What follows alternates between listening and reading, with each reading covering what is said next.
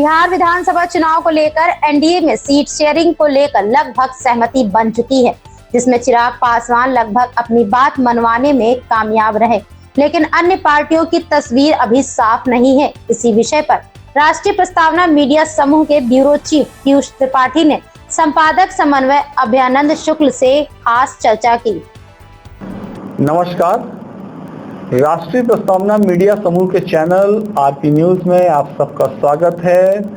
आज हम एक बार फिर चर्चा को लेकर हाजिर हुए हैं और मेरे साथ हैं हमारे संपादक समन्वय श्री अभयानंद शुक्ल जी, जो लगातार जो भी राजनीतिक घटनाक्रम है देश का, खासकर बिहार, उस पर अपनी पैनी नज़र बनाए हुए हैं। एक एक जो भी घटनाक्रम है, तो हम जो ताज़ा हालात हैं उसके बारे में शुक्ला जी से चर्चा करने जा रहे हैं। शुक्ला जी, आपका स्वागत है। और सबसे पहले हम यही जानना चाहेंगे कि एनडीए में सीटों का बंटवारा तो हो गया, 29 सीटें चिराग को मिल गई। अब आप इसे कैसे देख रहे हैं? क्या वो जो चाहते थे वो हो पाएगा? एनडीए में सीटों का बंटवारा हो गया और लगभग शांतिपूर्वक हुआ जी। कहीं से कोई हल्ला गुल्ला नहीं है। बस जीतनराम मांझी की सिर्फ इतनी शिकायत है कि हमको एक राष्ट्रीय पार्टी बनने के लिए कुछ वोट ज़्यादा चाहिए थे, इसलिए हम ज़्यादा सीट मांग रहे थे। हमको 8 भी मिल जाता तो काम चल जाता, लेकिन उनको सिर्फ 6 ही मिला है। तो ये हल्की उनकी पीड़ा है। लेकिन वो ये भी कहते हैं जी कि हाई कमान, उन्होंने हाई कमान शब्द का इस्तेमाल किया। हाई कमान कौन है? अब वो उनके लिए एनडीए में हाई कमान का मतलब भाजपा।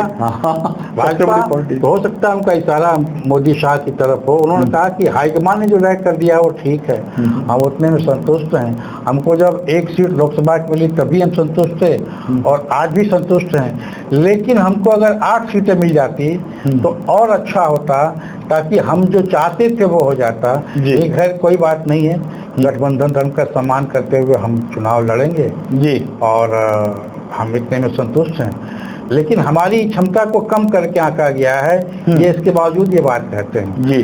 और कल उन्होंने एक बात कही थी कि इससे भाजपा को नुकसान होगा। अच्छा। लेकिन आज पूछने के बावजूद उन्होंने इस बात को नहीं दोहराया। उन्होंने कहा कि हम संतुष्ट हैं, जो हाईकमान ने तय कर दिया है वही अंतिम है। तो इस नए उसमें भाजपा को 101 सीट मिली है, जदयू को 101 सीट मिली है, चिराग पासवान को 29 सीटें मिली हैं, जीतनराम मांझी को 6, उपेंद्र कुशवाहा को 6 सीटें जी।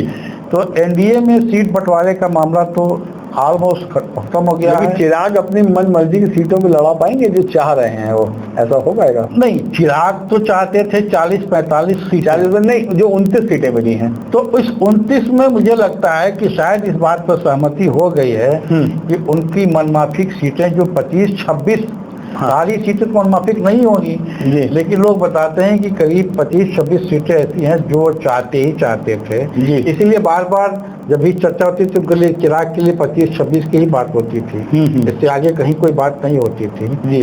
तो मुझे लगता है कि 25-26 पर बात बन गई है। उनकी मनमाफिक सीटें जो उनकी मनमाफिक सीटें मिल गई हैं, लेकिन औपचारिक घोषणा तो आज शाम को 4 बजे के बाद या देर रात तक होगी, कौन कहाँ लड़ेगा, कैसे लड़ेगा। क्योंकि बिहार में जो है सारे गठबंधन दलों के जो प्रदेश अध्यक्ष हैं वो वहाँ जाके आज घोषणा करने वाले हैं जी 4 बजे। हमको लगता है कि हम लोग जब तक इस डिबेट को पूरा करेंगे तब तक घोषणा हो भी जाएगी जी। इसमें सिर्फ प्रदेश अध्यक्ष बैठेंगे पार्टियों के और घोषणा की। और ये 5 पांडव अपने को बता रहे हैं, तो देखें 5 पांडव और 100 कार्ड का क्या होता है जी। अब इसमें एक चीज ये है ना, जैसे बराबर सीटें हो गई, तो क्या जेडीयू बड़ा भाई नहीं रह गया? हमेशा बड़े भाई की बात होती थी। हाँ, ये बिहार के इतिहास में जो है जी, जदयू के लिहाज से ये बड़ी घटना है जी। वो इसलिए है कि जदयू ने जब भी चाहे राजद के साथ चुनाव लड़ा, चाहे भाजपा के साथ लड़ा, तो हमेशा सीटें उसकी ज्यादा रहती थी। इस बार भी अंदाजा यही था कि उसकी सीटें कम से कम 1 तो ज्यादा रहेंगी ही। लोग अंदाजा लगा रहे थे कि 102 पर जदयू लड़ेगी और 101 पर भाजपा लड़ेगी, बाकी जैसा कि अब तक औपचारिक रूप से होता रहा है। लेकिन 100 और 101 दोनों दलों को मिलना ये इस बात का प्रमाण है कि बिहार में अब कोई बड़ा भाई कोई छोटा भाई नहीं रह गया, बराबर हो गए, सब बराबर। मतलब ये भाजपा और जदयू बराबर हो गए, जुड़वा भाई हो गए ये तो। इसको इतना हल्के से लेना भी ठीक नहीं है, क्योंकि बड़ा संकेत है। हाँ, आप गौर करें तो जब भी कोई सवाल उठता है तो यही कहा जाता है कि हम नीतीश कुमार के नेतृत्व में चुनाव लड़ रहे हैं जी। कहीं भी इस शब्द का इस्तेमाल नहीं हो रहा है कि वो मुख्यमंत्री पद के दावेदार हैं जी। और उस शक को साबित कर दिया इस नए सीटों के समीकरण ने 101 और 101 ने। इससे लगता है कि अंदरूनी कहीं कुछ मामला तय हो गया है कि जो मुख्यमंत्री पद का चेहरा होगा वो चुनाव बाद तय किया जाएगा। बस जैसे महाराष्ट्र में हुआ था कि एकनाथ शिंदे के नेतृत्व में चुनाव लड़ा गया था, लेकिन जब मुख्यमंत्री बनने की बात आई तो वहाँ पर देवेंद्र फडणवीस को बना दिया गया। हो सकता है कि बिहार में भी ऐसा ही कुछ दोहराया जाए, लेकिन ये तय है कि 101 और 101 मिला के ये जो सीटों का बंटवारा है इसने तय कर दिया है कि ना कोई बड़ा भाई ना कोई छोटा भाई, दोनों बराबर हैं। शुक्ला जी, जेडीयू बीजेपी को 101 सीटें मिल गई, चिराग को 29, मांझी को 6, कुशवाहा को। तो जो सीटें लोगों को मिली हैं, चिराग को, मांझी को और कुशवाहा को, उन्हें आप कैसे देख रहे हैं? क्या समीकरण अब इनमें बनने वाला है? 202 के अलावा जो बची हुई सीटें बढ़ गई हैं। चिराग 40 से 45 सीटें मांग रहे थे और वो एकदम अड़ गए थे जी।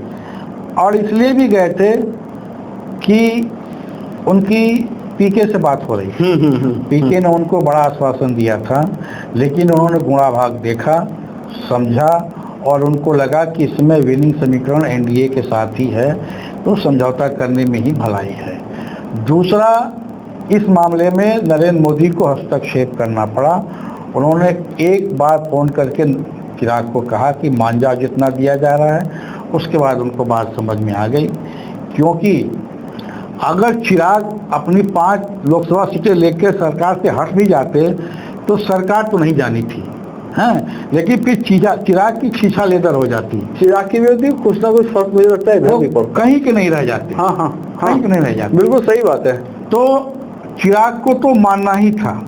हाँ, ये जो हो रहा था बहुत बड़ा चिराग थोड़ा बड़े बार्गेनर निकले, मैं कहूँगा। हाँ, उनको 20 मिल रही थी, 20 से उन्होंने अपनी बार्गेनिंग को 29 तक पहुँचा दिया। और इसमें भी बताया जाता है कि करीब 25-26 सीटें उनकी मन माफिक हैं, ये जो वो चाहते थे, जिन सीटों के लिए वो मतलब लगातार जो है दबाव की राजनीति कर रहे थे, बातें कर रहे थे। मुझे लगता है कि जितना मंथन चिराग को लेकर एनडीए में हुआ है, उतना मांझी को लेकर और कुशवाहा को लेकर बिल्कुल नहीं। चिराग की ही चर्चा सब जगह थी। तो इस गठबंधन में चिराग बड़े बार्गेनर होके निकले हैं जी, और उन्होंने अपनी बात मनवा ली है। इसको दूसरे तरीके से भी देखिए जी कि चिराग जो है उनका भविष्य उज्जवल है। तो समीकरण गौर कीजिए। हाँ, भाजपा 101 सीट, चिराग 29 सीट, दोनों मिला के 130 होते हैं जी। बिहार में सरकार बनाने के लिए 122 चाहिए। बिल्कुल जी। तो ये अगर ये 122 तक पहुंच जाते हैं तो फिर किसी की जरूरत नहीं रह जाएगी। तो जेडीयू इस समीकरण से जेडीयू भी दबाव में रहेगी। हाँ। और दूसरी बात, यह गठबंधन जो है सबका भाजपा से है। जेडीयू का साफ साफ कहना था कि चिराग गठबंधन में रहेंगे या नहीं रहेंगे ये भाजपा जानती है, क्योंकि वो भाजपा लेके उनको लाई है। हाँ, तो मेन भाजपा ही है। तो मुख्य रूप सबका गठबंधन भाजपा से है, चाहे जेडीयू का हो, चाहे मांझी का हो, चाहे कुशवाहा का हो। ये नहीं कि किसी का जदयू से है ना, जदयू का भी भाजपा से गठबंधन है। तो बहुत पिक्चर क्लियर है कि भाजपा अभी गेनर है, चाहे वो बड़ा भाई, वो भले न कहा जाए बड़ा भाई है, लेकिन देने वाली है, सीट दे रही है तो बड़ा भाई है जी। जो पालन पोषण करता है वही बड़ा भाई होता है जी। तो इस लिहाज से वो बड़ा भाई है। और चिराग को खुश करने के लिए मांझी को मनाना पड़ा, उपेंद्र कुशवाहा को त्याग करना पड़ा। जी। उपेंद्र कुशवाहा मांग रहे थे, उनकी था कि कम से कम 8 सीट तो हमको दे दीजिए। 8 उनको भी चाहिए, 8 मांझी। और नहीं, मांझी को 10 मांझी 10 पड़े हुए 10 थे, लेकिन बाद में उन्होंने कहा कि अच्छा हमको चलिए 8 ही दे देते तो हमारा काम चल जाता।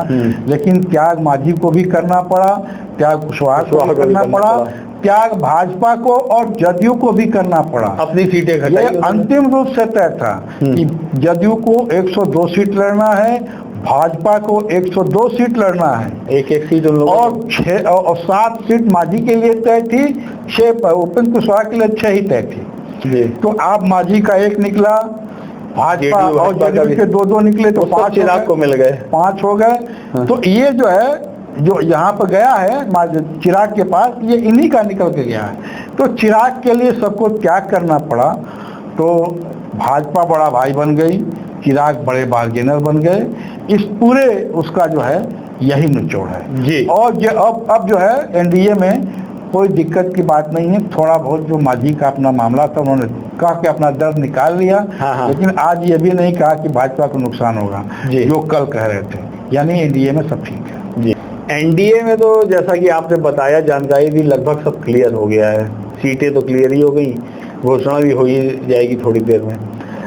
अब अगर हम इंडी गठबंधन की बात करें तो वहां अभी भी वो चल रहा है।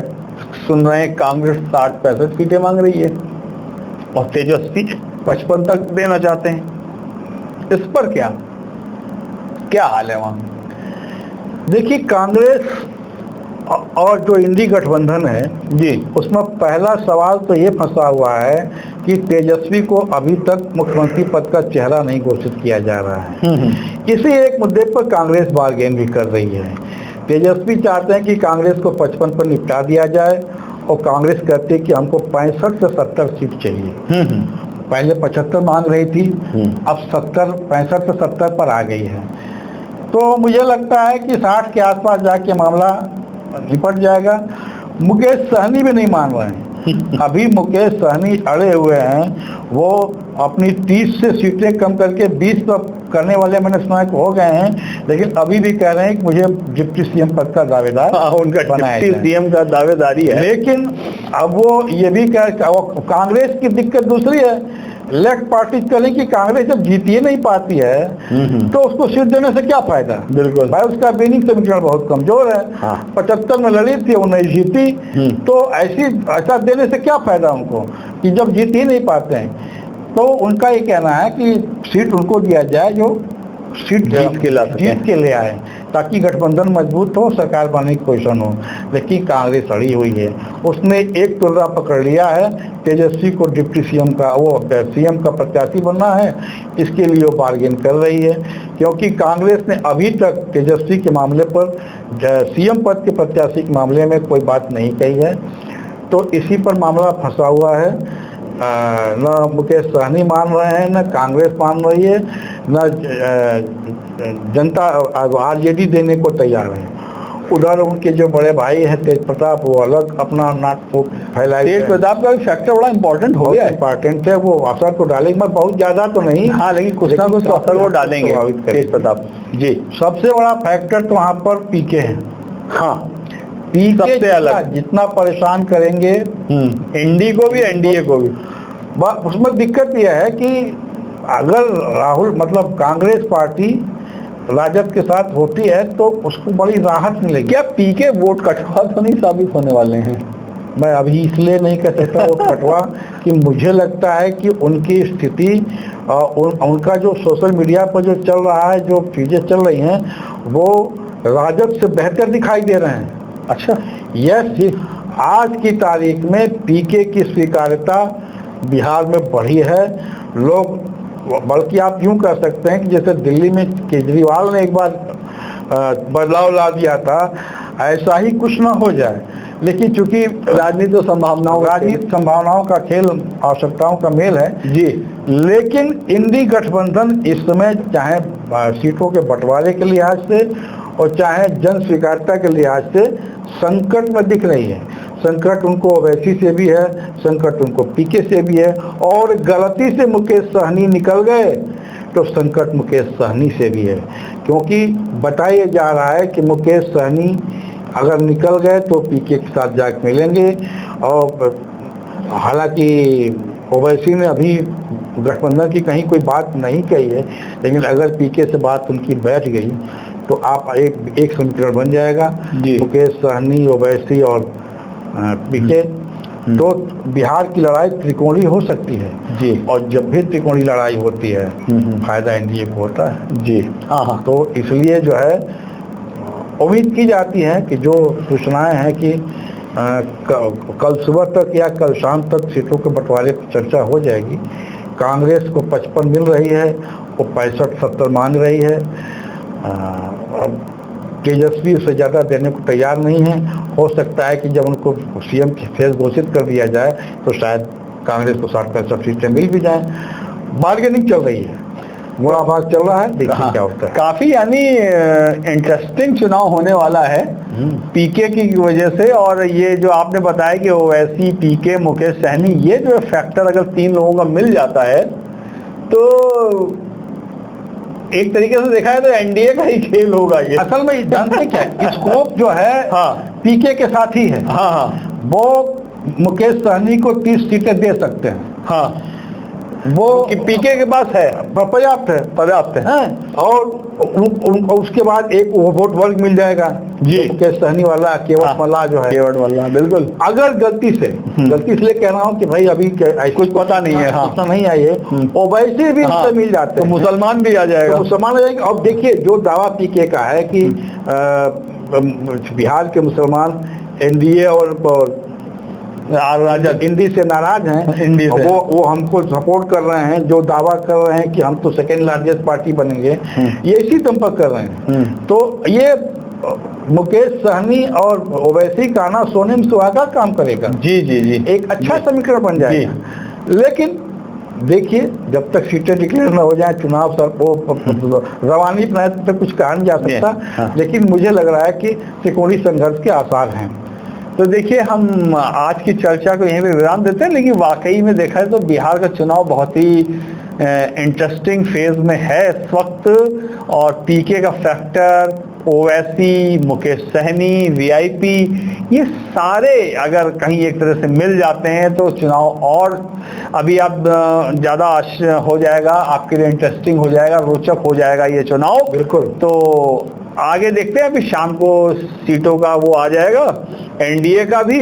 और इंडी में जो बातचीत चल रही है कांग्रेस और तेजस्वी की, वो भी मुझे लगता है आज या कल तक। एनडीए में तो खाली औपचारिकता है, बाकी एनडीए की भी तो औपचारिक नहीं, इंडी की मैं बात कर रहा हूँ कि शायद तेजस्वी और राहुल का जो मामला है, जो आपस में बातचीत, उनकी ज्यादा सीटें मांगना, ये और ये तर्क भी ठीक है। कांग्रेस को तो कांग्रेस विनिंग पोजीशन में कितनी सीटों पर है, 75 लेके जब वो 19 जीतते, 1/3 भी नहीं जीत पाते। और एक खबर ये भी आई है जी कि तेजस्वी ने राहुल गांधी से मिलने के लिए कोशिश की, तो राहुल गांधी है ही नहीं दिल्ली में। ये लीजिए, हाँ, ये भी एक मतलब चुनाव का एकदम वो सर पे आपके चुनाव खड़ा हुआ है। ये खबर कितनी सही है भगवान जाने, लेकिन इस चर्चा में है कि राहुल गांधी दिल्ली में है ही नहीं, और ये दोनों बाप बेटा और माँ तीनों दिल्ली बैठे हुए हैं। देखिए कब चर्चा होती है, कब बात होती है।